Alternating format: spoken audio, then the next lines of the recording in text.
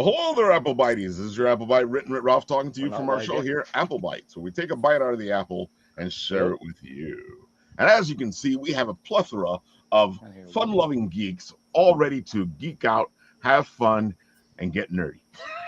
He used the word plethora. Anybody hear me? A gaggle of geeks. A gaggle of geeks. I like that. All right. Sound off. Just to make sure we can hear you, everybody. Go for it. I'll go first. I'm Jay Hewer, He-Man aficionado.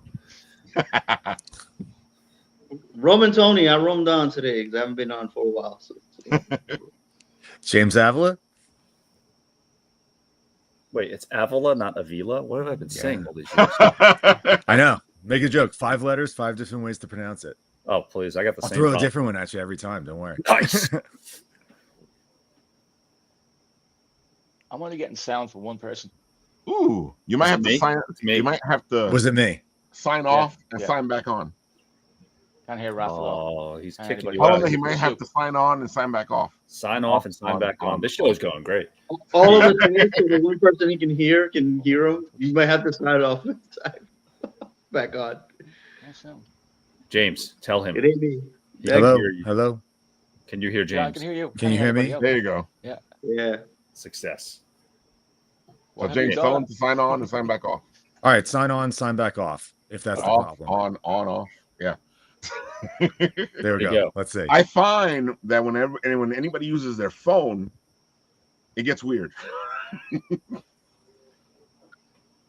Usually, like for some reason, the sound they'll only hear one person, or they'll only hear 2 people. I don't know. But your phone is good for a plethora of things. Exactly. Can you hear me now? Can you hear us all? Yeah. Can you hear me now? Yes. Go 1, 2, 3. Sound off, everybody. 1, 2. Ralph. 1, 2. There you go. We're all good. We're all good. Yeah. This is the Brady Bunch. Right. Let's go. No. Sorry, I got the He-Man song in my head right now. I can't Celebrity sing Squares. I do have the He-Man song. So we were talking about the He-Man movie, and they're talking about making a sequel, but a Skeletor sequel, which I think is a bad idea because once again, Jared Leto. You know. I'm excited though. I haven't seen it yet in the theater, but I did get an email from Fandango to buy tickets, and they are selling a set of pint glasses now, a He-Man and a Skeletor one that you can buy like a ticket along with the pint glasses, and it's very tempting offer. Anytime there's something like that, like a promotional giveaway or a promotional glass, I eat it up like crazy. I gotta say the swag for this movie. You know, what is it? The sword cup. Oh yeah. Oh my God! They got all this beautiful swag. For have you seen the Gray Skull pocket popcorn bucket? Yeah. Oh, I remember you showed me that one. I did show that to you. Has anybody seen the meme that's going around about the Supergirl cup? Oh yeah, it looks like Yeah. a little wrinkly cup over there. Yeah. And then somebody brought up the Dune cup, which steals the whole show. You know. I thought that was the whole worm's mouth kind of thing, you know. Use your imagination. Patient Zero. That's the one that started it all. Yes, it did. When I went to see a Mandalorian Grogu, my brother he got the Mandalorian popcorn bucket. It's pretty cool. It's like a helmet, so it's like it's like hard plastic. It's really hard. So you can put stuff in it. So my friend got one for it's either that or Baby Yoda, but like $59. I was like, "You want that?" I was like, "Nah, no, thank you." But yeah, my friend got one for Jurassic World, one of the latest Jurassic World ones, and it was cool. It was like an actual like dinosaur baby, like in like a tank and stuff like that you could put the popcorn in. I was like it was such a cool like sculpture, but I'm looking at it, I'm like, where does the popcorn go now in there? Actually, so crazy with that so fast. Like I remember when the Super Mario one had it, like the question mark, it was like $10. It's like now this thing's cost so much money. All right, but do you remember? I talked to you guys 6 weeks ago. I missed on all my swag now that I'm doing. I should have done like popcorn buckets and you should make a popcorn bucket. That's good. That's a good idea. Blind bag popcorn buckets. I remember the Jurassic Park McDonald's offer. It became oh my God, yeah. Remember that when the big size thing kicked in? That was the first big size, like, you know, you get the big cup, you get the giant fries. Oh my God. Yeah, I have a few of those, like those McDonald's. I think I also have one from like one of the Batmans. It might have been like Batman Forever or like Batman the glass cup, something like that. Yeah, like those, like giant ones. Yeah, I have those and the Flintstones. Remember the Flintstones? Yes. Oh my God, the Flintstones. Oh, see, folks, a lot of geeks and nerds here. Yeah, I remember when Star Wars they had a promotion with like Taco Bell, and I think the prize was you can win like like a trip around the world, $1,000. I don't remember what it was, but I was eating there every day trying to win, and all of a sudden like my chest started burning. Oh, I'm having a heart attack. I wouldn't want to know Tony at that promotion at all. Forget it. Go straight to the hospital. I was like, I thought I was having a heart attack. No, you just got heartburn, you idiot. You can't eat. You just got heartburn. I've been watching Slow Horses, and Jackson Lamb, played by Gary Oldman, is like this decrepit old man who's like doesn't bathe and like eats all his crap, and like he farts up a storm. It's Tony with Taco Bell. Right now, I can tell. The closest you got to going around the world was waking up in Jamaica hospital with a Nigerian doctor hanging over you. It's okay, my friend. You will live. Oh my God, folks, we're gonna have some fun today. We're gonna start this off by talking about Omni Must Be Destroyed, because it's a Kickstarter, and our pal has to leave in a little bit. So we're gonna give you the floor first. Go for it. Thank you. I launched the Kickstarter today, June 15th, and it's 30 days. The book is a sci-fi action thriller. It's set in a far-off galaxy with a alternate Earth, and it's a advanced civilization that has created an autonomous robot fighting machine called Omni. That's the sole defender of the planet Terra Beta from an evil empire led by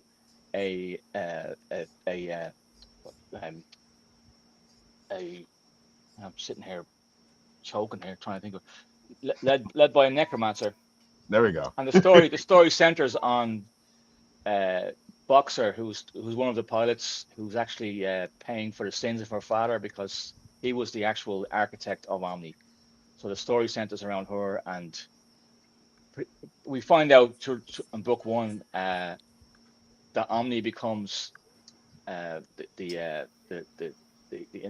basically Omni's taken over by a necromancer and becomes the annihilation of planet Terra Beta. So Boxer has to redeem herself and save the day and somehow find That's a way already of an destroying interesting mix there, because you don't usually mix technology with necromancers. Well, I was trying to make it like a like kind of relevant to today with AI and the whole existential threat of AI, and try and tie that into it. And by having it in a different universe gives me a lot more freedom, Oh, definitely. But I do tie it up with Earth throughout the story. You'll see. That's even good. I like when people start mixing things around and working on things. But it is better to either use a mythical world or a mythical city or something different. That way you can have a little bit more fun with it. Yeah, well, this is the first book that I wrote and illustrated. So it's my first comic book, if you want to say that. I wrote the two previous series, The Crying Boy and Squish and Squash, and they were published by Keenspot. But this is the first book that I actually illustrated myself. So it's actually, I'm 2 pages away from being completely finished, book one. So the Kickstarter really is just there for, pay for coloring. I got some really good news this week. I have Bjorn Barons on board for a cover. So ooh, that's gonna be the Kickstarter is gonna pay for that pretty much, But yeah, I was really, I tried to get him the last time for one of my books, and it didn't happen. So through his manager, this one they must have liked this one, So there you go, I have him. It is interesting. I gotta say, I have seen all your books, and you don't seem to stay in the same genre. You tend to jump from genre to genre, because all three projects you have, if you sat there and somebody were like, oh no, this is 3 different guys, it's you, it's the same guy.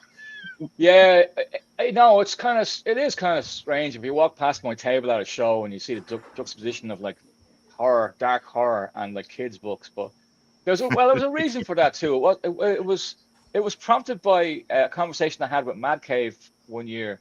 I think it was 2022. They had just bought Paper Cuts and Maverick, and I was talking to one of the editors who's no longer with them anymore. But sadly enough, what's going on with Mad Cave. But he put the idea in my head for doing an all ages book. So it turns out that when we were making the Crying Boy, the artist that I co-created the series with had a stroke. Nothing life threatening, thank God. But that put the brakes on the series. So I was like, you know what, now is the perfect time to go a different direction for us for the time being until we get back on our feet. So I was on Instagram and I was following this artist. His name was Mike Hartigan from New Zealand, and he would always post these Marvel Mondays sketches, and he'd invite anyone to come on board and share their art. So I just looked at his stuff and I was like, this guy is so good. He's like a cartoon. So I just asked him, I said, hey, I have this crazy idea for a comic book, and would you be interested in, co-creating with me? And he said, yeah, sure, because he was trying to break into the industry too, and I just happened to find him at the right time, because when we got the Keen Spot deal with Squish and Squash, he signed a major book deal, and you couldn't touch him now, So I looked out, and we got a cartoon deal with that last year with TV Ontario. They optioned it, so we got some option money from them, and they're invested. So the next stage is to find a studio partner, or we have a producer who's doing that. So it's a slow process, like everything else, So like comic books, it's a slow process, Everyone thinks it happens overnight. It's like, it took me 2 years to find a publisher for the Crying Boy, So. It's so funny because a lot of people, think things just happen. I'm not sure why they think that, because everything in life, it takes work. It takes a long time to get there. But I feel like it's because they don't see you, and then all of a sudden they see you, and then they go, oh, look, it's an overnight success. Well, I think if you're talking about established creators, don't forget that they're basically working in a factory type setting where work is constantly coming their direction. So they're always out there, Where the likes of me or anybody else here who's just trying to hustle and trying to get their books out there, it takes a lot more time because you're doing it yourself. You're your own boss. You're holding down a full-time job and life. It's a different story if you've got an exclusive contract from Marvel and DC, and that's it. You're great. Life's great. You can focus on that. But this is their passion. So I think that's why it takes a lot longer. Yeah, because I know I've been working on my book for like a long time already. Yeah.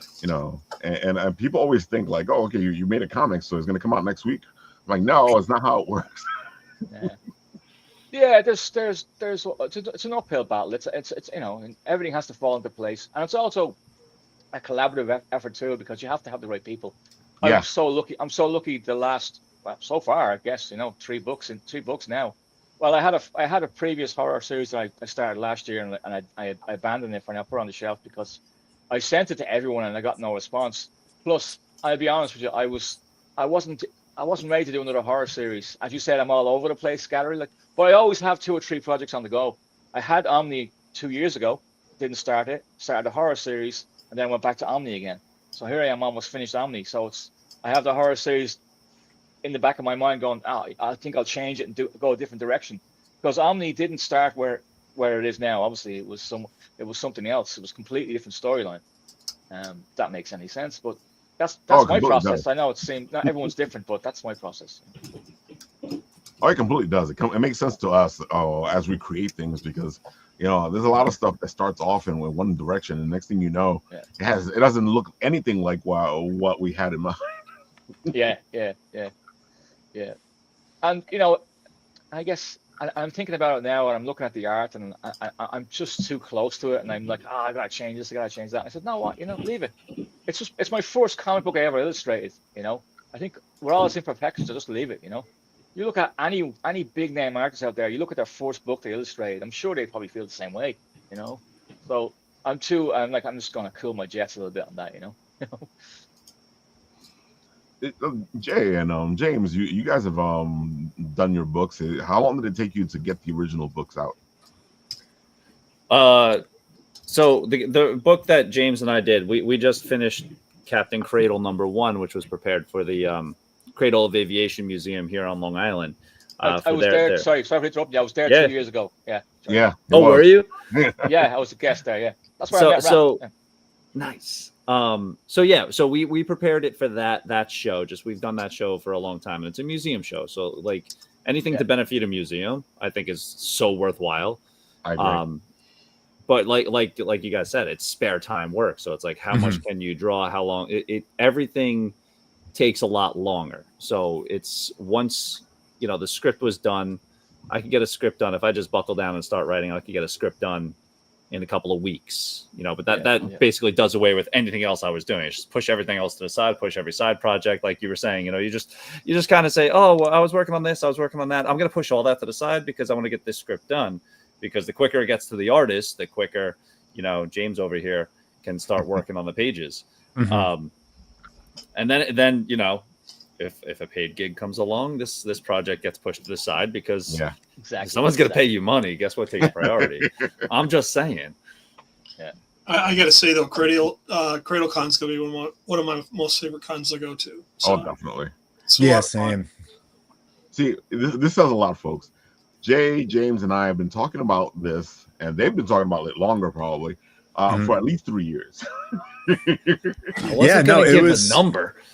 Yeah, it was a long time coming. And then like even like, you know, I know Jay and I, when we were in the early talks, and like Jay got a script together, and then we were like doing the concepts for it, and we had like the layouts. Then we're kind of like at that point where it's like we get things and we're like, do we do it? Do we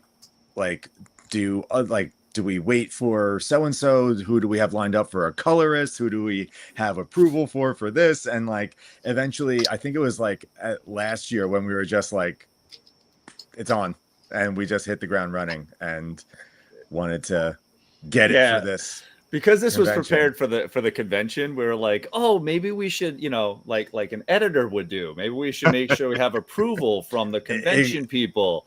And then we just said, forget that. So you guys have books already published or Kickstarters, or I don't understand. So this one I have a copy right here, literally. Okay. So this is the first issue of Captain Cradle. This one was not prepared for Kickstarter. This was prepared solely for the show, right? So you got James's art. This guy Seb Valencia is amazing on the colors. Right. So this was prepared specifically for the show. Their character is Captain Cradle, so that's her right there. So we're looking at that, and we put this together just solely for that convention. And as I pitched it to the convention, I said, you know, you have a gift shop over there. I'm a teacher by day, and anytime you go on a field trip, the only thing the kids want to buy is something cool. And there's nothing cooler than a comic inside of a gift shop, inside of a museum that they're probably sleeping in the middle of and just want to spend all the mom and dad's money. That's me. Yeah, I know that guy. Just to back up what you just said there, you think the movie theaters would sell comic books with all these movies that are happening right now? Dude, I know it definitely is like a good, like an untapped resource that is like with all these Marvel movies coming out. Like it's like, yeah, the popcorn buckets are nice, but like imagine all the comics, like variant exclusive comics they could sell to the theaters and stuff like that. Just give them away. That's true even too. Yeah. Remember when they re-released Jedi and they had that Luke Skywalker figure that, like, if you went to a certain showing, you got a Luke Skywalker Jedi figure. Sorry, I'm still looking for that figure. But it's so funny because they've done it before. Like there's been a couple of movies that came out. Like when the first Captain Marvel, Shazam movie, the first Shazam movie came out, they gave you a comic book with it. So they know how to do it. So I don't get why they don't do it all the time. A lot of them do have like digital codes that you can scan and you get free comics. They do that. Oh, okay. How many times have you been to a comic con? It's not the same as the people handing out comic books, but they do that. They'll give, you know, like a lot of times when the movies are online, if you stick to it, they'll give you a code that you can scan and get a bunch of free comics. See, but I would go to it's not helping anything. It's not helping comic book stores stay open or anything. It's not helping anything, but. Yeah. See, comic book stores aside, right? Let's look at Marvel and DC for a second. Would Marvel and DC, like, is their role in the industry? Because you have DC owned by Warner Brothers, Marvel owned by Disney. Are they specifically set up to make money, or are they content generators? They're easy excuses to hold on to IPs. It's very easy to hold on because if you have Spider-Man comic that comes out every month, it's a very easy way to hold on to an IP. Right. So if it's a write-off as far as the business is concerned, you know, it's a loss leader that they have. I mean, to me, that's your reasoning. They don't maybe they don't care. They're getting, you know. Yeah. If you think, if you think like the only standout thing that's happened in comics in the last while, in my opinion, will be Absolute Batman and the Captain America Aliens comic, because they've done something different, you know. Yeah. Like how many times can you 40 different versions of Spider-Man, Spider-Gwen, Spawn, Venom, and all this kind of like it's boring, you know. Well, I mean, like that's the thing that like what you said, like hit the nail on the head. Like a lot of times, like those, you know, like a Spawn or a Venom, they became so popular because it was something that was so different during that time, you know. And it's like people don't realize that, like, yeah, it was a great character, but it was also because it was something new and exciting that people like hadn't seen in comics. Like I know, like me personally, like during that time period, like when I was seeing all those like Image and indie comics coming out, I was like, it was blowing my mind because I'm like, wow, you mean comics can be this too? That's crazy. You know, it's not just like the standard superheroes and everything. Well, that's why Invincible. Does anybody remember the news story that was rumored last year that Mark Miller was coming back to Marvel to do a Star Wars Marvel crossover? Right. Yeah, I remember. Did you? I remember hearing something. I was just thinking that last night. Going, what a horrible idea, you know. But he signed Mark Miller, like his whole Millerverse signed with Netflix or something like that. He works for Netflix now. Yeah. Like he said he was going to come back and do a Superman story, but now he's like, well, you know, the rights are going to grow up in a few years. I can just do it on my own. So, there are a lot of people who are just waiting for the copyright so they could do a Superman story. So and Batman too. It won't be called Superman. It'll be, I mean, you know, it'll be a little different, but you know, get away with it. He can't fly, you know. Has to be the original version of Superman, but you know, you'll know who it is. So. Well, Batman and Superman are going to become public domain? Yeah, pretty soon. Superman. They're next up. It'll be like how when Mickey Mouse went public domain. It's just a Steamboat Willie version of Mickey Mouse. So you know, I'm sure someone will make a horror movie about Superman. I was gonna say that never really made a horror movie. That would like Winnie the Pooh also. Just make a horror movie. All right. I've seen more from Winnie the Pooh than any of the other. Blood and Honey. Those movies. Well, Keenspot have Winnie the Pooh as one of their biggest titles right now. Wow. Yeah. It's so interesting to me. Like, you know, you now people are able to use these characters. It's just like really interesting because, you know, sometimes you wanted to see somebody change it up or do something. It's like some of the nice stuff I've seen is Popeye. I've seen some interesting stuff with the Popeye character. And now I think Genndy Tartakovsky, if that's how you say his name, and his Popeye that never was. I gotta say, let's show off the video for Omni. You know, let's go to the videotape, folks. This looks awesome.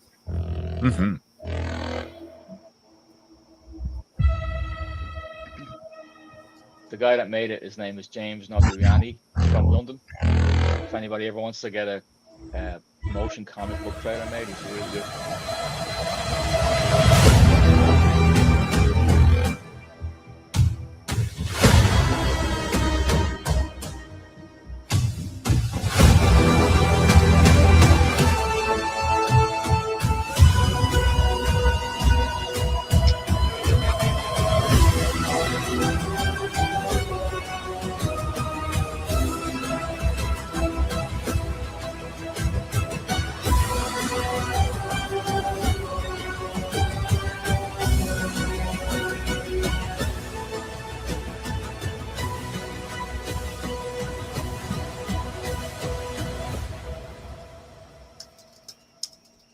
You were saying that the guy who made this, his name was what? James. Let me see if I pronounce his name correctly. James Notarianni. Yeah, he's from London, and he's made 2 trailers for me so far. He made one for Squish and Squash, which was actually instrumental for us getting the cartoon deal because they were able to see what it looks like on screen. You know, I've seen the video for that one. Yeah, that looked really good. Yeah, pitch deck that we made. So it was like that was. He's really good. He's not that. Well, we'll talk about money in privately if anyone's interested.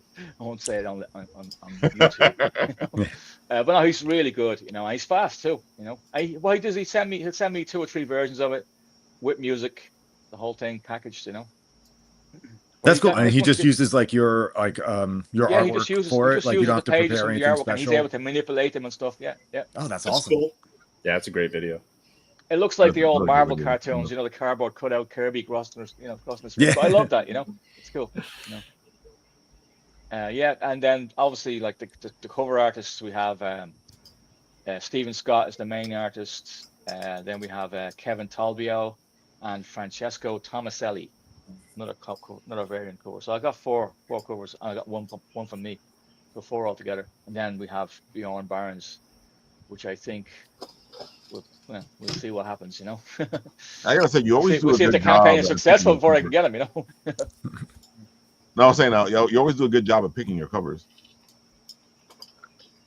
Your cover artists and your covers, I ask a lot of people, and we're lucky enough to get people to say yes. I have asked a few other people as well, and some of them respond, some are just too busy. So it goes. I was lucky. I was very lucky with my colorist on this book, by the way, Carlos Lopez. He's a Marvel colorist. I think he does all this lot of Spawn books. Not Spawn, Venom. Why do I get those two mixed up altogether? Yeah, the color on this is beautiful. Yeah. Yeah, he's really good, and he's like, I'm ready. Send me more pages. I'm like, hold your horses. That's what you want. You want that relationship where they want more. Yeah, and actually, another unsung hero is Leo McGovern, the letterer. He's fantastic. Like the smallest thing you need, like can you change the title? Can you add a title to this? He'll just do it. Boom. I think he works in a comic book store as well. He's up for. Yeah, I feel like lettering is a very big like unsung hero of comics that people take for granted a lot of times. But like when you see good lettering versus like, not so good, it makes a really big difference. Mm.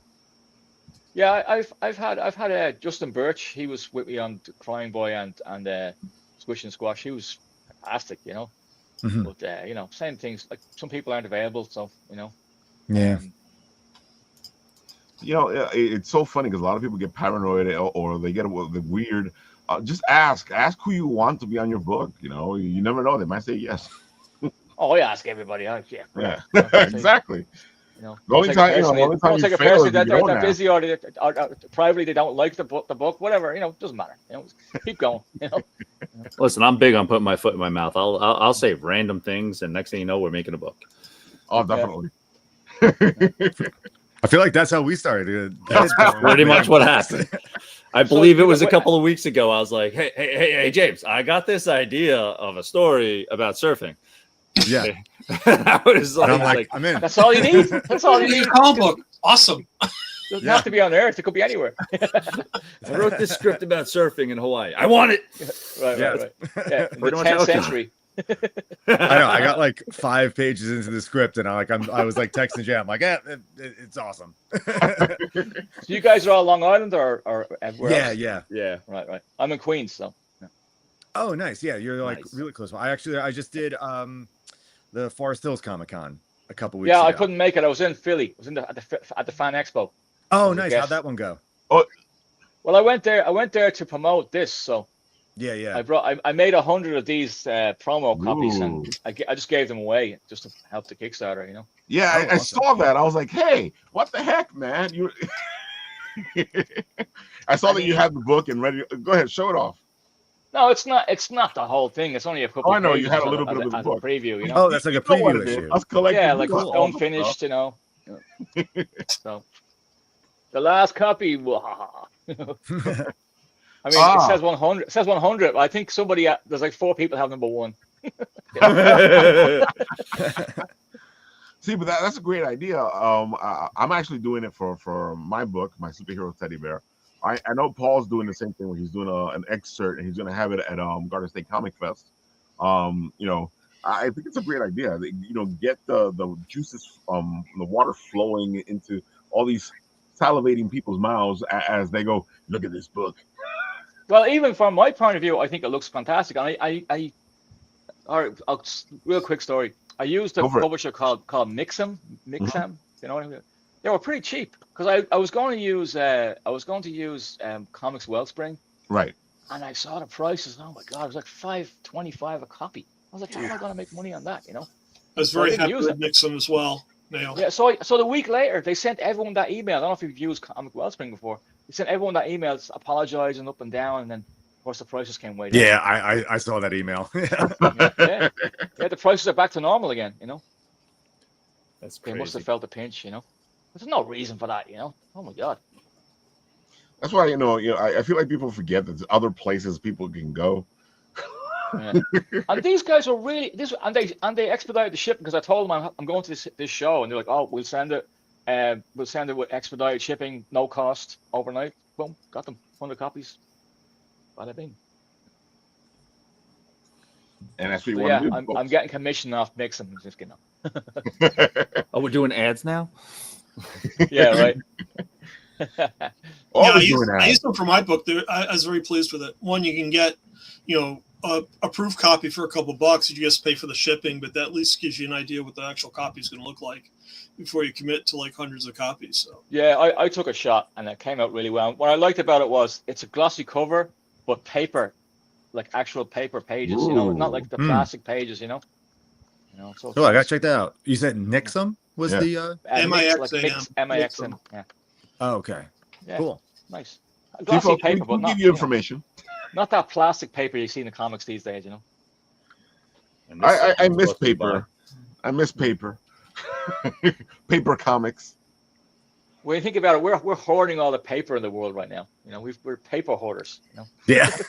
Damn, there's ever a shortage. Creators, they gotta stop it. They gotta go digital. Oh no, don't do that. I tried that. Digital's not the same. You can't smell digital books. Okay? Yeah, no, I had mine. I need to smell my comics. Especially on like Comixology when it was like its own thing, not like when it was just with Amazon. And like, yeah, it's nice. And even like people that like would like buy my books on like Comixology, like it would be nice, but it's not the same as like having a comic, Yeah. If your comic is written well, I mean, use the page turn as a way to tell a story. You're not going to see that in a digital experience. No way. Yeah. You ever watch Tracy Takes On? She had an episode where she was like defending like why it's she was playing, her character was working in a library, and she was saying, oh, it's why you'll never get this with digital. This book, this smell, you'll never get this with digital. And someone said, oh no, they have this app. It's the book smell app.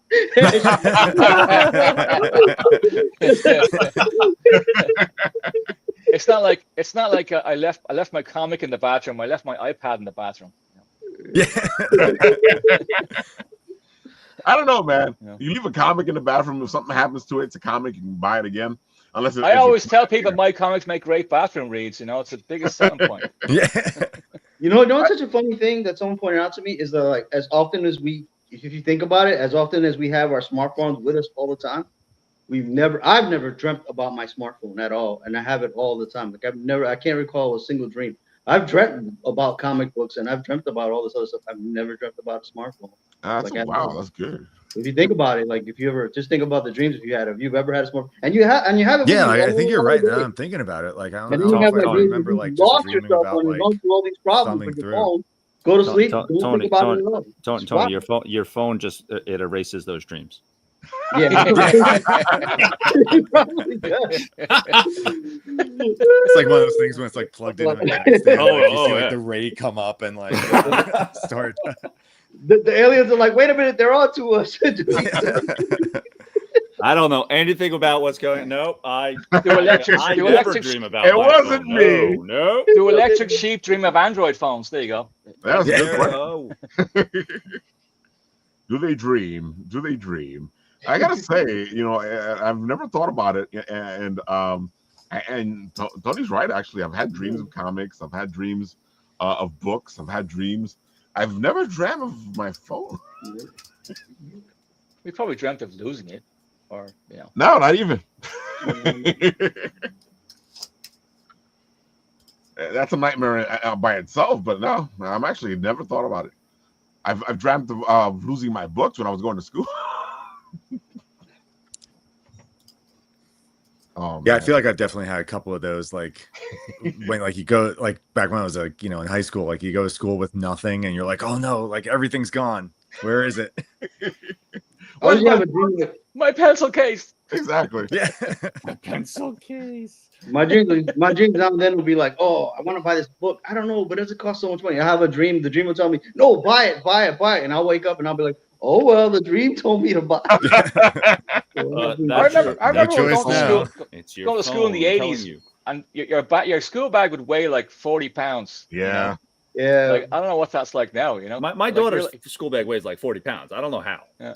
I really don't. She'll like, you grab this thing because they don't use lockers anymore. They're like, oh, my locker's too far. Yeah, that's the whole thing. They don't have lockers. Yeah. No, they have lockers. They just don't use them. I don't know. I don't know. My daughter doesn't have any lockers. No, I mean, my daughter's backpack is her locker. It's wild. That's what they made stickers for good's sake. Come on. Well, you know what they do? The lockers are too far away from class. That's what they say. You can't go to a locker in between classes because they give you like 2 minutes. So you got to use your book bag as your locker. That's the problem. That is true. So Jay, why don't you tell the people all the other stuff that you do, all the beautiful stuff? Because you do a lot of stuff, Jay. What do I do? I don't. You know what's weird? This is like the first time I'm on your show without a Kickstarter running. So that in itself. Oh is wow, bizarre. you're right. It really is. I mean, I have like. It's funny because we talk about like what's brewing. I got like 3 Kickstarters that are in the works. We got Captain Cradle 2 that I just sent the script off for Captain Cradle 2 yesterday. Now I'm notorious. I am. That poof overnight, like, oh, look, this just came out after 3 years of working on it. I'm notorious for, I don't tell people things. I just do it. And then it comes out and it's like, there it is. Look what I did. Not, this took me years to get done and X amount of dollars or whatever. So me even talking about these is like, it's just weird for me. But, yesterday I wrapped up Captain Cradle 2's script. So the hope is that without even considering any editorial things from the museum now that we'll have it out by next show. Now we all know that there's a bazillion different hiccups that are going to come along the way. So that's the hope. The hope is that next year we'll be sitting there with Captain Cradle 1 and 2. I don't know. I'm happy with the story. I'm happy with where it went out. The thing about these books, what I love about them, one of my friends was thumbing through it the other day and he's like, oh my goodness, you included Grumman. I'm like, yeah, it takes like this whole Cradle of Aviation is an area of Long Island that was like historically real. I'm like, Grumman was a big deal. They made the on Long Island. Yeah. So and then he's like, my dad worked at Grumman. I'm like, I did. And he's like, could you put him in the book? I'm like, it's so funny. Actually, that was right where I left off on the script with like him and the note that you have. Oh, there's a note there. This is a real guy. Here's a picture of him. Please use it. and I swore him to secrecy. I said, listen, here's the deal. Don't tell your dad he's in this book. Give him the book and let him read it. And then when he sees it, he'll be like, well, he'll react like, why am I reading this dumb comic? Because that's what happens. That's the first thing that happens. And then when he gets to it, he'll see all the Grumman stuff. But that was like, that to me was a drawing point for the book, was just how can I take this fantasy world, which is purely fantasy, and give it just that tinge of historical reality, not accuracy. Oh no, there's no accuracy in this thing whatsoever, but that little sense of that place is real. This idea of the Cradle of Aviation, this Mitchell Field, Grumman, this area of Long Island that was, there's a reason this museum is where it is. So incorporating that stuff, that to me is a lot of fun. So yeah, that's my most recent one. Kickstarter is coming up soon. We have a sequel to Warhawk and Magni coming out. That I think is the next one on my list. I believe after that, we're finally getting to the second Saturn and Orion book, which, you talk about how you could do things at a snail's pace. Saturn and Orion's the first book I ever published as a story, and it's taking quite a number of years to get the second book, to get the second book going. So we're still a ways off on a couple of those. I wish I didn't have to say it, but it looks like Always Punch Nazis 4 is in the works big time. That's one, man. Always Punch Nazis is an anti-racism anthology, and the days that I don't have to say that will make me so happy. Sure. There's Carriers. You can see that on the screen. Carriers is, Ninja Turtles meets Muppet Babies. You got a bunch of warrior pigeons who are roaming the streets of New York, fighting all these threats that are unseen and potentially not real.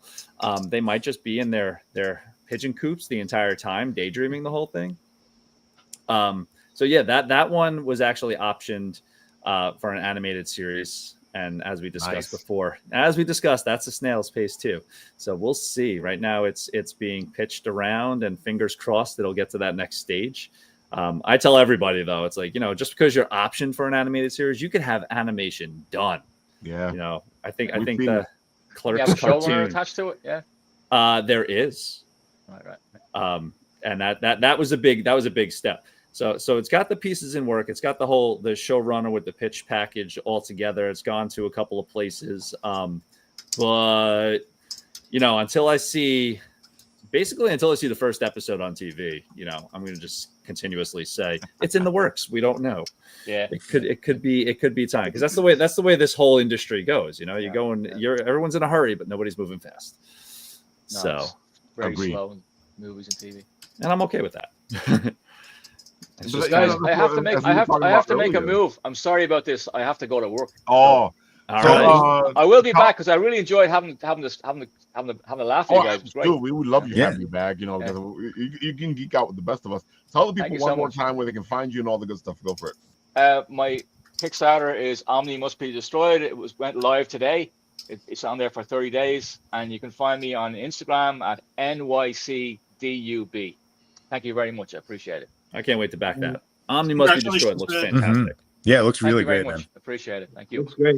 I'll be back, because I enjoyed hanging out with you guys. Really appreciate it. Thank you. I've been chasing you to be on the show for a while, so I know. And now I'm here. I'm like, I should have came here a long time ago. Thank you very much. I appreciate it. All right, guys. Have a good night. Bye bye. Yeah, good night, man. Cheers. Have a good one. There we go, folks. This thing's doing well. Look, it looks like we got a couple pledges while we were on. Go check it out. I have to say, this looks really interesting. It kind of reminds me of those 90s robot shows. Yeah, it reminds me of Macross. Robotech. Exactly. Yeah, Macross. Yeah, I can see the Macross.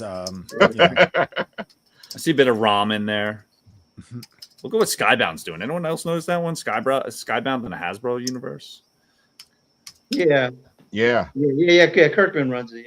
Yeah, it's Kirkman. Yeah. I know that guy. So Transformers, G.I. Joe, Mask, all in the same universe. So yeah. Your turn, James. Tell the people all the good stuff. Go for it. All right. Well, I mean, like Jay said, the thing that most recently I've put out was the Captain Cradle book, which was a long time coming.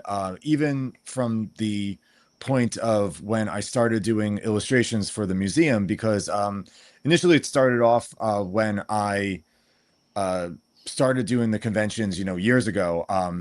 Seamus, who runs the show, he wanted to commission me to do several pieces of artwork for them, based on like a Captain Cradle mascot character. They had a few kind of like different images that I basically, kind of took inspiration from and created the Captain Cradle that you see today. And those illustrations kind of like were used for promotional stuff for the museum, started to do more over the years. And then just really one year when Jay and I were table buddies next to each other, we started kicking out around the idea about how cool would it be if we took this character and made her into a full person, like not just a image, like this is an actual character now with a history, with a backstory and ties back to the museum itself. And I personally, I'm super excited that the book is out. It's available in the gift shop year round too. So, like Jay was saying, like anybody that goes on a school trip to the Cradle can go into the gift shop and pick up a comic book as well. They don't have to just, see all the stuff that they normally see over there. Like there's also that comic book aspect, which is really fantastic. And I'm also very excited to be, continuing on with the character. Again, not giving too much. And from what I've read with the script too, it seems like it's going into like a really cool place and adding, I noticed, Jay, a lot more like even like characterization to the characters. I apologize to you for that. I personally love that. Like Jay and I were talking, like that's one of my favorite things to illustrate are kind of like quiet moments and like things where you could really kind of like show what a character is thinking or show what their feeling in a moment and bring people in that sense. So I'm all for stuff like that. And being a teacher, my day job is I work as a high school teacher. I teach art and broadcasting, and when the summer comes up, that's when I like to get a lot of projects done and make a lot of headway on books and everything like that. So I'm excited to dive into it in the next couple of months and hopefully have something out again for everyone to see. Aside from that, I do also, as you can see on the screen right now, one of my longest series I've worked on is my creator-owned book called All I Have to Do Is Dream.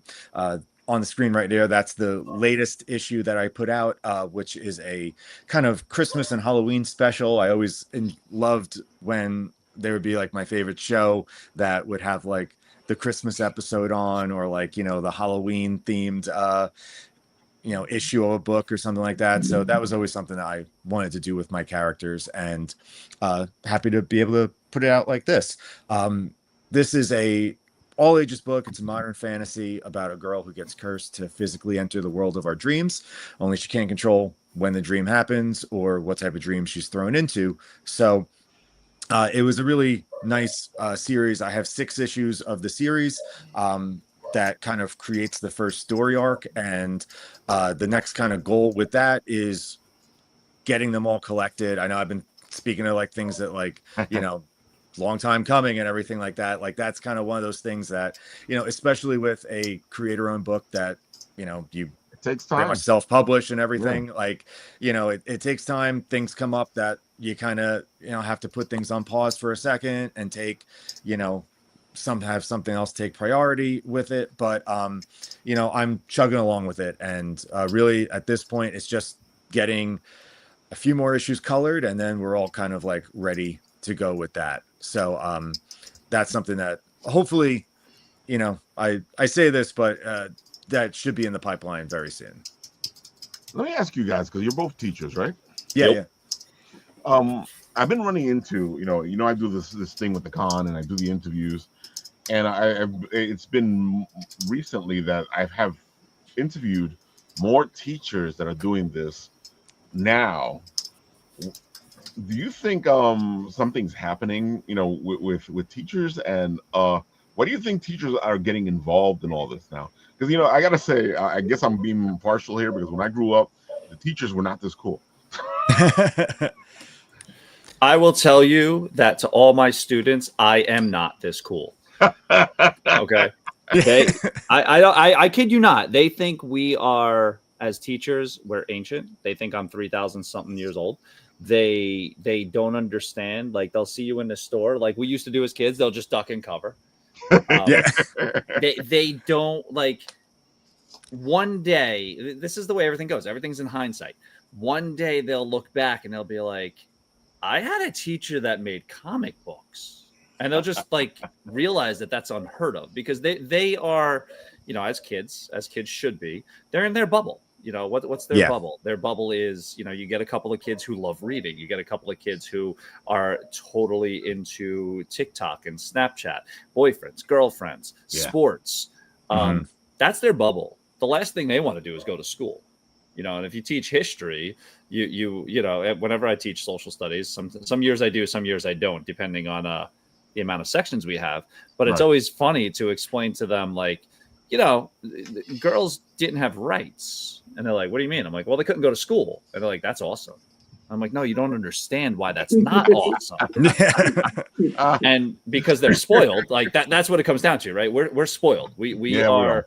Nobody wants to go to school because you have to go to school. But once you take that right away, like anything else, right? You can't take away my right to pick something, and then we'll get into politics. So we're not going to go down that path. Once they don't understand that. So everything's in hindsight. It'll take, we do this every year. James, you probably see this a little bit better than I do because you're in the high school. But I see when they come back. I see the kids who come back as like the ambassadors to talk to I teach 6th grade. They talk to the 6th grade students about what life's going to be like in high school. I see them walk into my room and their eyes open up like, and then all of a sudden, inevitably you hear it. I remember this. I used to sit right here. this was the best year I ever had. Yep. But it took six years to get there, 6 years to have that, that revelation of this was a great year. This was a great school. This was they don't realize it when they're living in the moment. I agree. Yeah, I have a few because especially in the high school right now, classes are kind of wrapping up, and I have a few seniors that are starting to have that kind of light bulb type of thing when they're seeing everything around, looking back at everything that they've done for the year and everything like that. They do start to get that, wow, this was cool over here, or this was something nice that we did. And speaking on a little bit of what Jay said as well, I always also have sometimes students that do have that same kind of light bulb when they find out, because I teach art. I do also teach a comic book and graphic novel illustration class, and when they find out that oh wait, you do this, oh, and then they have that wait, so you actually do that. It's kind of cool seeing, because there is so much of that, they're in their own world, and that's how you are when you're a teenager. It is, it completely is. And speaking of which, Yummy's like, Ralph, how dare you have all these amazing guests while I'm away at Taekwondo? Taekwondo, don't meet me in real life. What belt are you, Yumi? Come on, fess up. Yumi's a kick-ass. I'll let her answer this. Paul, speaking of all this, because it goes right down into you, Paul, because you're rule number 1, no cursing. I cursed a long time ago. He did say he would break the first to break it. She says red tip. I plan to test for black belt. Whoa. Oh, good luck, man. It's a hard test, Yumi, I tell you right now. Black belt test, first, especially the first one, is tough. So, Paul, tell the people all the good stuff. Go for it. Yeah, so, you guys are right in my wheelhouse. Both Jay and James. I developed a program called Time Enforcers, which makes learning history fun. It originally started out as a video game. Was in answer to what I saw was happening to my kids over COVID, and how bad technology was used, only because the teachers didn't have a choice, the kids didn't have a choice. And I really wanted to make that technology a tool and an experience that would be fun for them. So it started out as a video game. Episode 1 is available in the app stores, but now episode 2 is actually moved into comic book phase. So I had to do animations for the video game for episode 2. I said, well, if I'm doing the animations, everything's being drawn, I might as well make a comic book. So that's what I did. So I actually have this preview that's ready. You can actually sign up for it and get your free digital copy. But I will be selling this at Garden State Comic Fest for $3. And then, hopefully move forward. And then with the Kickstarter launching on the 15th of July, we'll be offering the full version of the book along with 5 variant covers. I met up with some great artists to do the variant covers for me. And then we'll also be offering a sheet of stickers. So if you buy into the book level, you'll not only get the digital copy, but also get a sheet of stickers. And then we'll be having a hardcover edition as well. So we're going to be offering a bunch of stuff. And my feeling is when I get into Kickstarter, I really have angst, because I really like a lot of the stuff, but they only offer one thing of that product without having to do an add-on. So my point is, if you buy a physical copy, you're going to get all the stuff below. So it's going to include the digital as well as any stickers and good stuff I offer. We're going to have a bunch of stretch goals. The stretch goals are going to have digital stickers. I'm not going to say which or when. Some posters and all that kind of good stuff. So I really like giving stuff away. Ralph can attest to that. I'm a capitalist, but I have no idea what capitalism is. So I tend to give things away. But anyway, that's the way it goes. So I'm excited about this. It should be fun. The funnel page I'm working now is actually garnering a lot of notice. I've got almost 50 people following the Kickstarter outside of Kickstarter. So I actually have a list of people I'm building for this launch. So in addition to the followers that I currently have on the pre-launch page, I have 50 people that I've actually secured through the funnel that was set up to the page that Ralph just showed. So pretty excited about this. Should be fun. Once we get the comic book done in August, I'll be working on a role-playing tabletop game. And really the ultimate goal is to build out what I call the History All Around Us education framework, where I've built out a program for kids in 5th to 10th grade to learn history in a gamified way. So we'll be offering the comic book, the role-playing tabletop game, as well as the video game, as well as this whole course with kids and getting them back to the basics of journaling, doing presentations, doing research, getting together, and really make it an interactive experience, what I call active learning. So that's kind of where I'm going with this. It's been a passion of mine to make this an experience for kids outside of the digital realm and make it an interactive experience in terms of not only playing a game, reading a book, actually doing journaling, doing research, and then also doing presentations as well. So. I gotta say, I've been working with you for a while with this, and you just keep bringing ideas. Yeah, I mean, I'm having, like I said, I wish I knew about the mugs and the popcorn containers before I did all my special. I've got pins, I've got keychains. I'm not sure if those are going to sell now compared to popcorn containers and mugs. So, well, I'll let you know. So. I love the fact that you got a whole little preview comic book that's ready to go for Garden State Comic Fest. Yep, the preview is ready to go. I'm not sure why the page isn't working, but if you do sign up for this, it's just verifying your identity. You're good. So if you do sign up for the free comic book, you actually get an option to, if you close that window, to get these VIP dossier cards. These are only available before the Kickstarter launches. For $5, you can get both of these cards, but be known that I will be offering more free stuff in the card pack once it goes. So it's like I get some stickers and some other things that'll be included in that. So for $5, you're getting more than just 2 cards. But the whole point is to try and build enthusiasm and traction for the campaign before it starts. We have a Discord channel set up. I'm trying to get people involved there as well so that I can start having conversations and build excitement that way.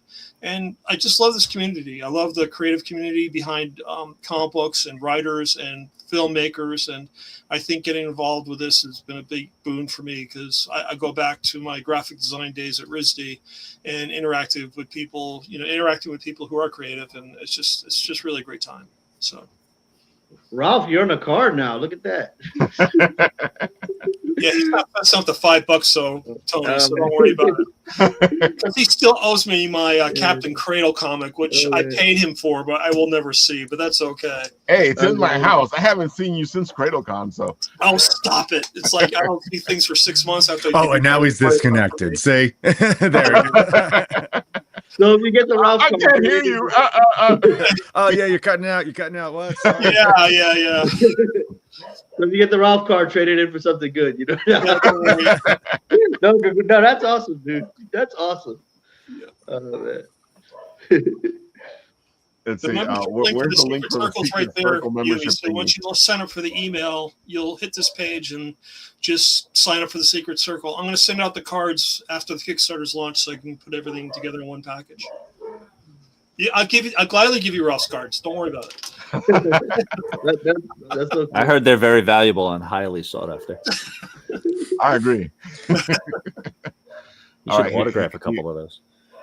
Let's see if I can get this. Cool about the way I'm building this. I mean, it's the dossier cards are one thing on this exclusive, but these are actually going to be part of the role-playing game. So I have a bunch of dossier cards I've set up. I've got action cards for the game itself.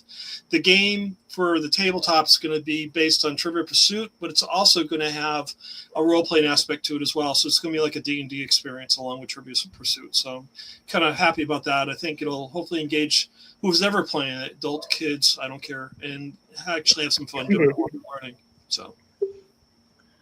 Oh my God, this is just fantastic, dude! We went to freaking tabletop, and we were talking about games and all this and stuff. And as we're riding in the car on the way home, Paul's like, "You know what, Ralph? We can do a role playing game." And then like a week later, he sends me all this information on the game that he's already has made and ready to go. I've been eating, breathing, and living this stuff for the past 5 years. It's like, it's just a matter of pulling over content that I already have and just repurposing it. So that's what's the great thing about this. It's really it's almost a no-brainer. So. But that's how it happens. You're just sitting there. Like I said, I'm king of putting my foot in my mouth. James and I are talking. I'm like, it'll be great. And next thing you know, we got Captain Cradle #1. Yep. I mean, but it happens all the time. I'll just walk up to somebody and we're just talking. I'd be like, it'd be cool. Or what if we do this? Or someone's like, I would love, and I'm like, I'll do it. It's and then it just comes down to figuring out how to do it. It's like, I just say I'm going to write something, and then, it's like, oh, that's a great idea. We should do that. So weirdly, again, things I don't normally talk about. Like I've never written a movie script. So one of my friends came up to me and they're like, oh, would you mind doing a pitch for this company that is like, we're allowed to just kind of send pitches. So I'm like, okay, what company is it? And he names a company. I'm like, I've never heard of them before. Like, yeah, because they go to all these Hollywood places. And I'm like, oh, so you want me to pitch like TV shows and movies? They're like, yeah. I'm like, oh, okay, I'll do it. Sure. I have no idea what I'm doing. I'll figure it out. And they need a movie script to go with that. So now I'm gonna write a movie script. And then whoever I'm talking to is like, yeah. I'm like, okay. I love it.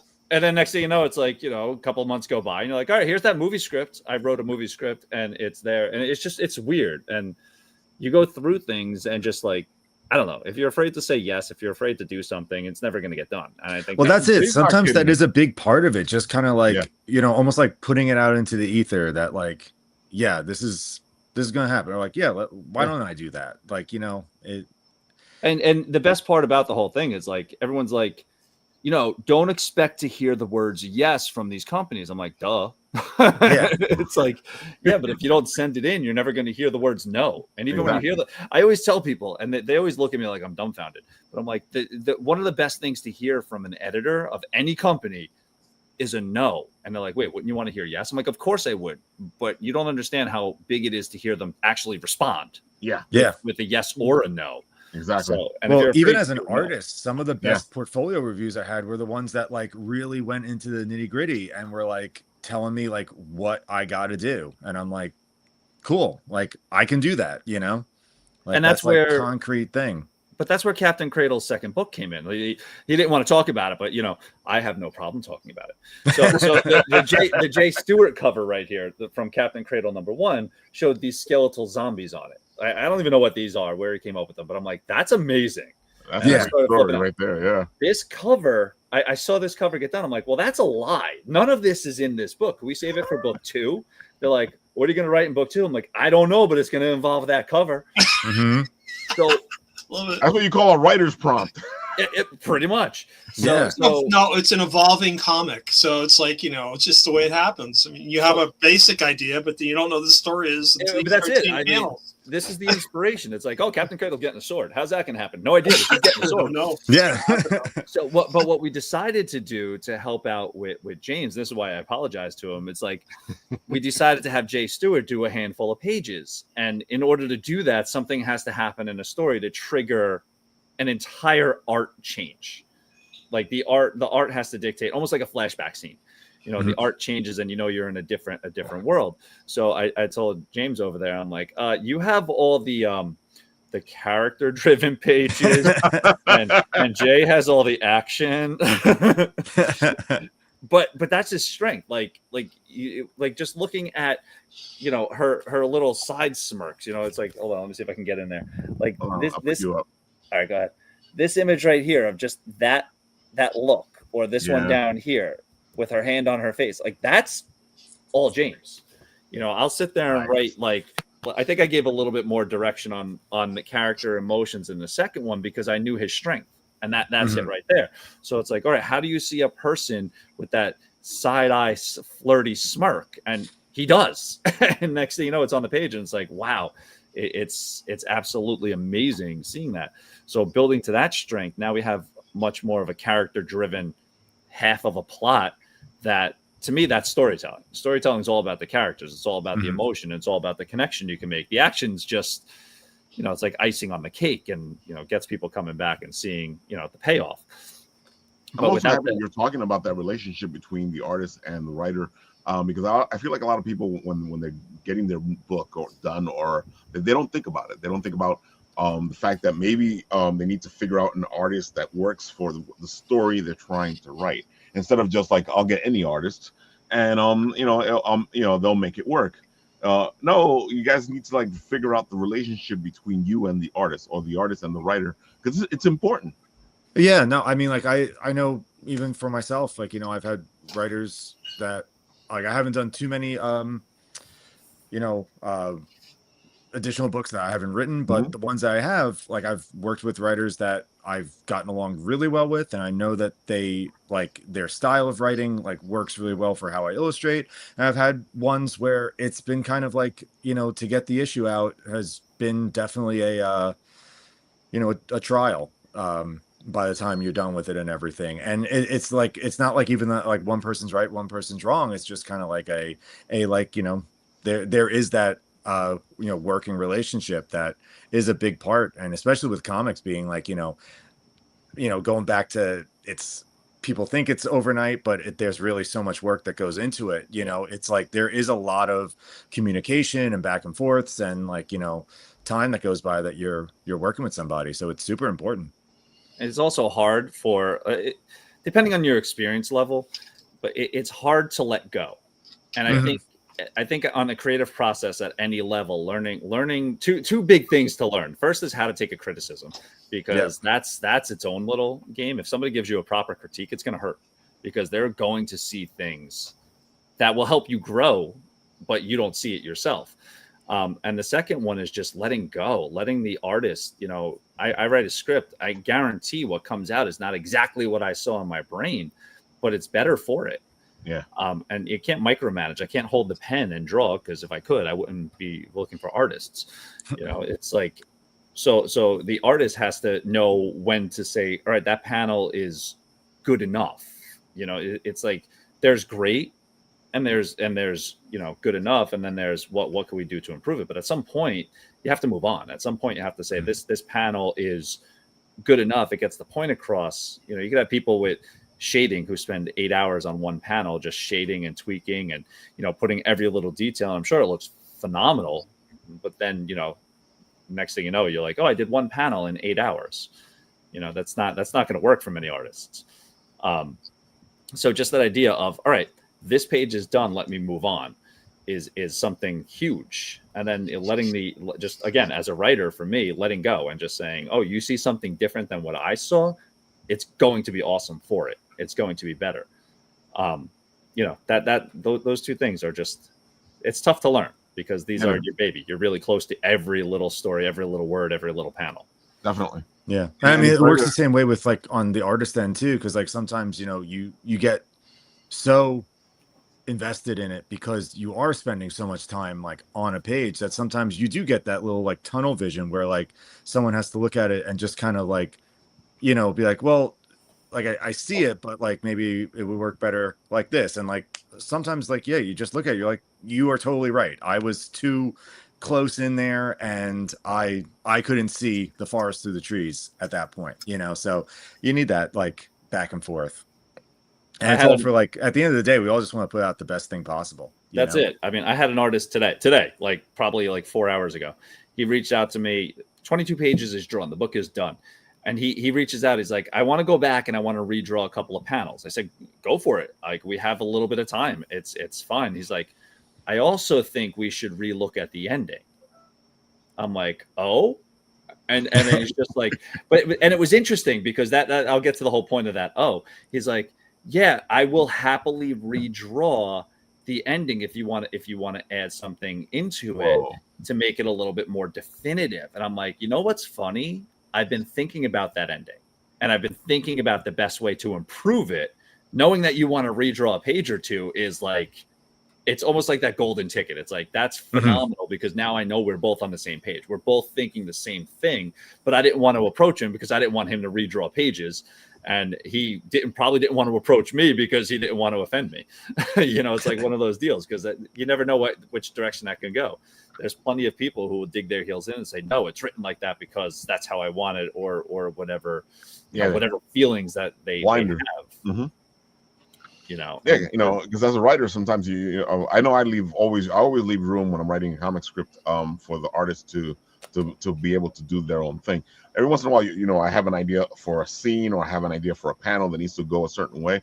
But I always feel like it's a partnership. So, you know, if you see something that makes this better, then by all means. I'm notorious for over. The show is a love-hate relationship for me, because I'll come on and like I have these ideas going already and being executed, and then I'll meet someone like Vinny Deluxe, and it's like, okay, there's an idea, let's do it.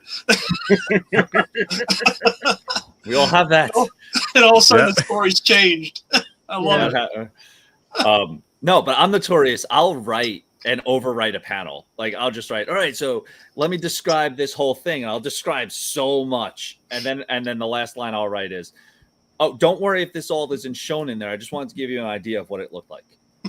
What I was thinking, right? And I have noticed that in your scripts, actually. I might have been referencing the one I sent you. but you have to do that because it's like you're setting a scene. You know, and even though you know it's like this is way too much for this panel, I get that, but the overall feel of the environment sometimes is just it's aesthetically important to the time, like because this story, the next one's set in the 1950s, so it's like, all right, you know what I love, it's like, oh, it's the 1950s, so this plane's futuristic, like it's from the 1980s. I mean, as a creative person, it's good to be flexible, but a lot of that comes with like experience also, because you know when you're drawing something, if you have an assignment and it's not working out how you want it to go, and you have to get it in, you will figure out a completely new way to do something, and it comes with experience. And same thing with writing. If you're writing something and you're writing yourself in your corner and things are not going your way, but you have to hand it in, you have to get it done, you'll figure out a complete new way to do it. It's always best to become flexible. The more you do it, the more flexible you become, I feel, you know? Yeah, I know. I have 5 panels in like my books that I've done that like, it just like it's not working, but it's like, I gotta keep going with this. And like, you try something completely different. Maybe it's like a whole new camera angle or a whole new, like, you know, something like that. And you're like, okay, that's enough. Now I can move on past it. And now we can go, you know, it's like, you just need to change it up for a second. And you're drawing, the best thing is like to be doing something like at like 3 a.m. and you just run into a corner. You come up with the best solutions and the best. Yeah. Sometimes when your back's against the wall, or like you know when you come up with the best ideas, that's way better than what you were thinking sometimes. Yeah. I hate when that happens because then it's 6 a.m. before I know it because I just finished it. So. Dude, look, that's why I brought this up here, because I'm going to show off. You will not have fun the next day. Here. Because Los Angeles, the city of angels, 1947. The war's over, but the streets still feel like they're fighting somewhere. Something sinister. The air's thick with the whiffs from Pan's 24, all-you-can-eat blue plate special, hot asphalt, and bad intentions. Neon signs buzz and flicker, casting purple and green halos into the puddles. Ripples that shift the wrong way, like the streets casting reflections of someone or something that should not belong here. That's where you'll find me, Nick of Time, detective, time enforcer, and the guy they call when history's about to get itself into a knot. Some folks say I'm as tough as a $2 steak, and they're not wrong. But I've got a soft spot for the ones worth saving, the lost souls, the underdogs, the ones who never got their fair shake. I've chased crooks down back alleys, across oceans, and through centuries. And I've learned one thing. Time's got teeth. Bite the wrong way, and it'll chew you up quick and spit you right back out. But me, I keep my rules close, my friends closer, and my watch wound tight. Because in this city, and in this job, if you're not watching the clock, you're already out of time. Well, where you pull this stuff out from? That's crazy. That's great. I just have too much fun doing this. I know Rob was having a blast. I mean, I had a blast. Yeah. He was recording in full costume. I imagine. I don't know, but you must have had a great time. That's awesome. I mean, when I did it, I was talking with Mary, my wife, and I said, "Listen, I got to get a voiceover for this. I can't just do a VMod thing." She said, "What about Raphael?" I said, "Yep, he's there. He's definitely he's got the broadcast voice, and I know he'll like noir, so he was the perfect choice." So it's cool. You never say no. You just do it. Exactly. Mm-hmm. because I know exactly what Jay's talking about, because I get myself into trouble by so many projects and things and writing and it's funny that Jay was talking about all this stuff, because Jay and I, a couple years back, we did this whole I was like, oh Jay, I'm doing this Christmas thing, where I'm doing some Christmas stories, and Jay did this whole Christmas story that nobody ever got to see. Nope. Oh dude, it was fantastic. It's so funny how that's what happens. I was like, yeah, nobody saw that. It's okay. Well, but I've told people that too. Who are you writing for? Like, when it comes down to it, you're talking about Marvel and DC and how it's, it's a factory. These guys are working and getting paid. That's the career. They're working to make sure everything's out there. I came to terms with it a long time ago. If I'm writing, I'm writing for me. If nobody sees it, nobody sees it. Exactly. It's like, it's not the end of the world, but it's that outlet. I have to just write stories. Definitely. And I'll go long periods of time where I'm reading things and just, and then all of a sudden you get that spark and like, I got to sit down and write. And then I'll go years of writing without really having time to read things, because you're just constantly churning out stuff. But that's why that goes back to the whole, don't be afraid to hear the word no. Yeah. I'm writing for me. If somebody says yes because they happen to like it and they want to move forward and they want to do that, that's fantastic. But if that's the only reason I'm writing is for them to say yes, it's going to be a very short time of writing, because I agree. Because the word yes does not happen very often. I mean, they talk about like someone like J.J. Abrams. This guy was like the king of television for the longest time. It was getting shows on TV left and right, movies made left and right. But he would talk about the idea of how many shows got told no, and how many things were just not around because of that. So he's like, you don't know how many shows the guy pitched, even though, what is it? I couldn't even come up with a number of what he was doing. Yummy says that they can't tell you yes if you don't ask them. You don't ask, you just kind of charge in. and yeah, I always make the same joke is I feel like after I'm gone, somebody's going to sit there and go, how much did Ralph write?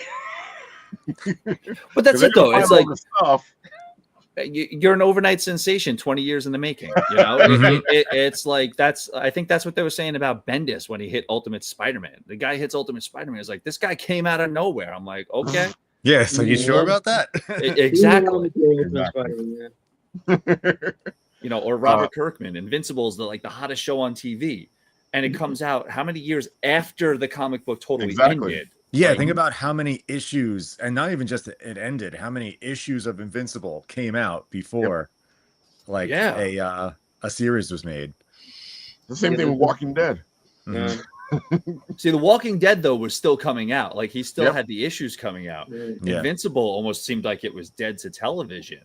I agree, because it was so funny that all of a sudden they go, oh, they're doing Invincible, because I was like, but he finished that ages ago. It was wild. Yeah.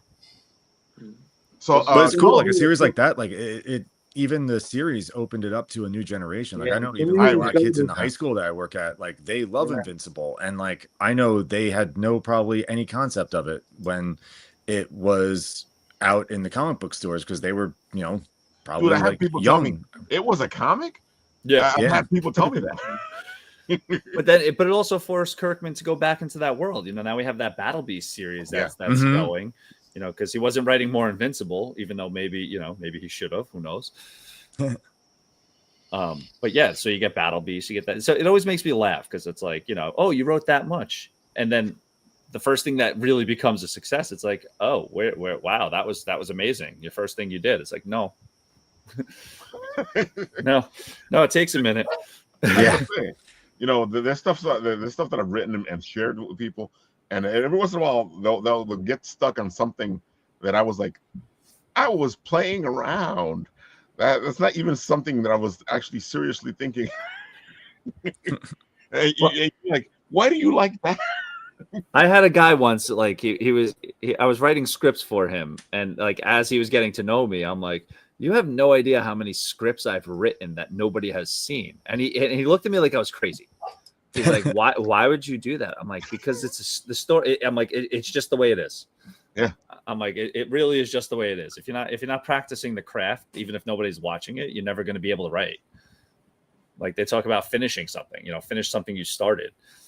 And that's you know, that depends on what it is. Finish a script, finish a book. What is it? Finish a movie. Yeah. Well, even the one that, you know, you were kind of talking about a little bit before that you showed me, it was just one of those things where you're like, I got something, you know. And it's like, I've had something for 2 years now. You want to take a look at this? But that's something like, and that's weird because every now and again I'll write something that's like, this is too good. This is too good to kind of forget about, because I wrote it for an artist, and you know, you talk about knowing your artist. He wanted to write it. He wanted to write it, and the story was kind of built to have machines, different types of planes and stuff like that. He wanted an outdoorsy adventure with people going like through the woods and like, you know, battling the elements, battling nature. But the way he had talked about the story, I was like, well, you need vehicles, and he's not a vehicle person. So when I wrote the story I saw, which he loved, and he's like, I can't draw this. That's not my skill set. And he tried, and then he couldn't do it. Then he found, you know, like it tends to happen, he found something that was like, I want to write this. I want to draw this for now. And I'm like, all right, you know, that's fine. I would rather have the right artist do something than the wrong artist put out the wrong book and, you know, take 8 years, but still work on it. It's like, so I was like, all right, you know what? Let's put this to the side. We'll revisit it. And then it was just out of happenstance. I was like, I like that book. James likes that book. James doesn't know he likes that book. I bet you James is going to love this book. And sure enough, I sent it to him one day. The next day he's like, I'm 15 pages in. I need more. See, that's a great relationship, folks. And that's what you're looking for when you're looking at your team for your books, because it's a team that makes this stuff happen. Unless you get lucky and you get one guy that does everything. That's hard. Believe me, I've tried to be that guy. It's a tough one. Jay, tell the people one more time where they can find you.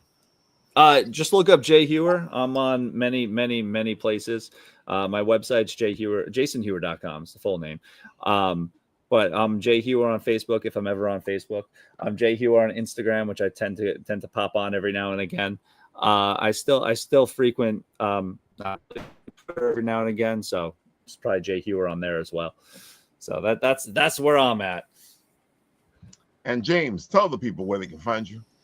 You guys can find me. My Instagram is JVAvilaArt over there. That's usually where I post the much. I am not the best with social media, but I do try to post, especially when I have new stuff coming out and going to conventions and stuff like that. So that's the best place. I do also, if anybody, wants to reach out, I do always check messages and stuff like that. So there's my Instagram. My website is javilaart.com, and you can find a lot of my portfolio on there as well. A link to that's in my Instagram as well. So you can find all my stuff, as well as my Etsy shop where I sell my books, prints, and commissions through there as well.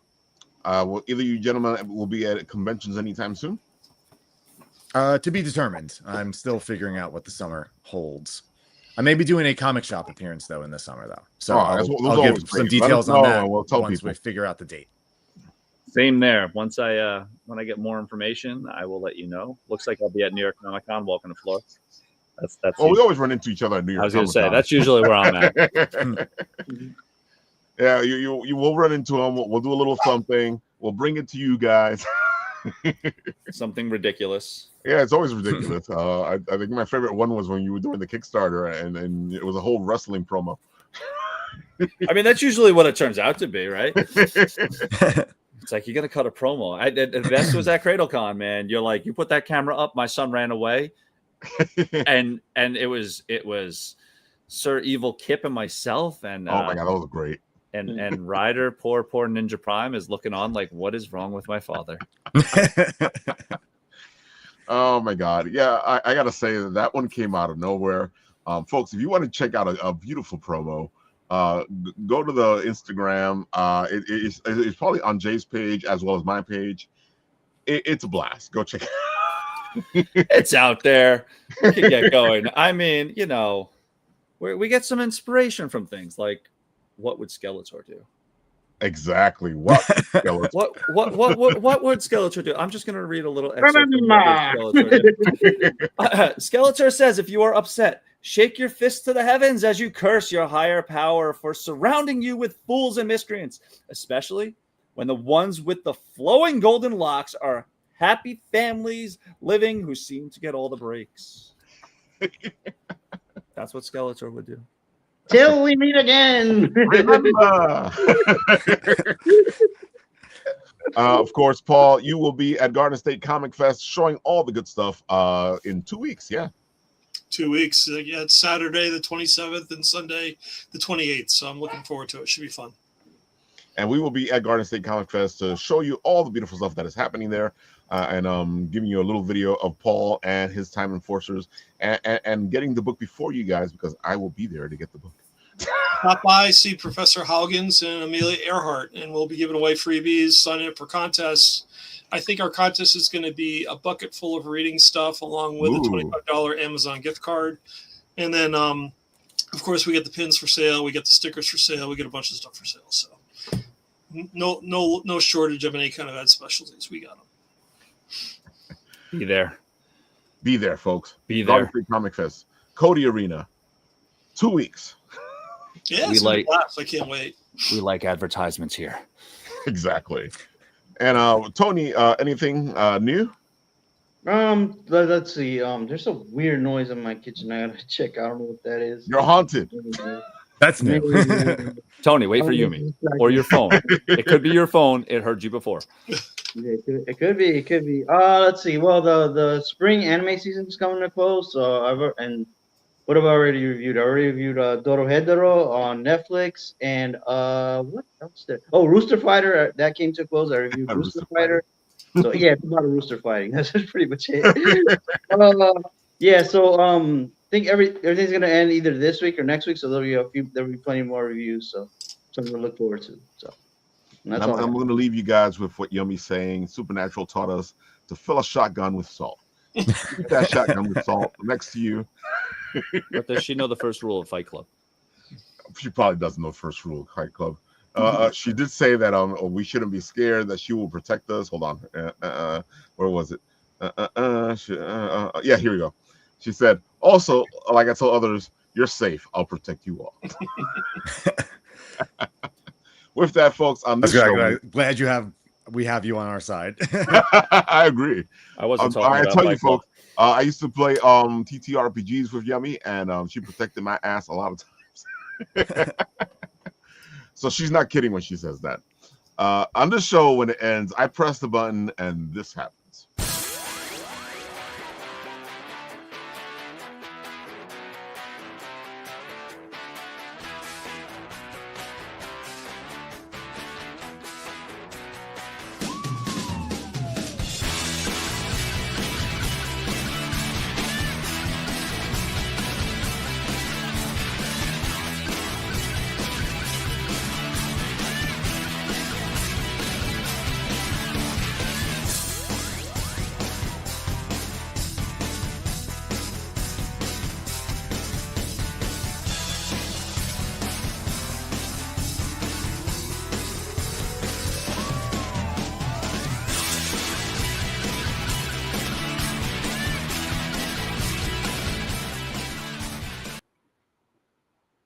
You heard Yummy.